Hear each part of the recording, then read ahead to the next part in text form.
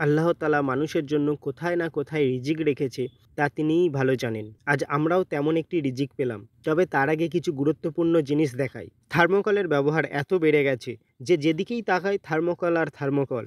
এই থার্মোকলকে কাজে লাগিয়ে এত সুন্দর জিনিস তৈরি করা যায় আগে জানতাম না। তাই থার্মোকল এখানে ওখানে না ফেলে বাড়িতে খুব সহজেই এটা বানাতে পারবেন আর পেয়ে যাবেন একসঙ্গে ৩টে লাভ। সবার প্রথমে থার্মোকলটিতে কোনো ধারালো কিছু দিয়ে এইভাবে ছিদ্র করে নেবেন। পেন বা গাছের সরু ডালের সাহায্যে করতে পারেন। দেখুন আমি কিভাবে করছি। তারপর একটা মাটির মিশ্রণ তৈরি করতে হবে। আমি সমপরিমাণ কম্পোস্ট, মাটি আর তুষ নিয়েছি। মাটি এমন হতে হবে যাতে একটু হালকা হয়। তারপর থার্মোকলে কিছু পাতা কাগজ দিয়ে দিতে হবে যাতে ছিদ্র দিয়ে মাটি পড়ে না যায়। আমি নিম পাতা দিয়েছি। তারপর মাটি দিয়ে পূর্ণ করে নিতে হবে। মাটি পূর্ণ হয়ে গেলে কলমি শাকের বীজ ছড়িয়ে দিতে হবে। তারপর থার্মোকলটিকে মাছের চৌবাচ্চায় ভাসিয়ে দিতে হবে। এতে করে একসঙ্গে মাছ ও শাক দুটোই পাবেন। আর কলমি শাক গাছের ট্যাঙ্ক থেকে অ্যামোনিয়া শোষণ করে নেবে, তার সাথে পরিবেশ দূষণও কমবে। অনেক দিন ধরে অনলাইন থেকে কিছু পদ্মের বীজ এনেছিলাম। আজ সময় করে সেগুলো লাগানোর ব্যবস্থা শুরু করলাম। সবার প্রথমে বীজগুলো একটা একটা করে ঘষতে হবে যতক্ষণ না একটু সাদা অংশ দেখা যায়। বীজের একদিক ঘষা হয়ে গেলে অপর দিকও ভালো করে একইভাবে ঘষে নিতে হবে। তারপর তাদের পানিতে ভিজিয়ে রাখতে হবে।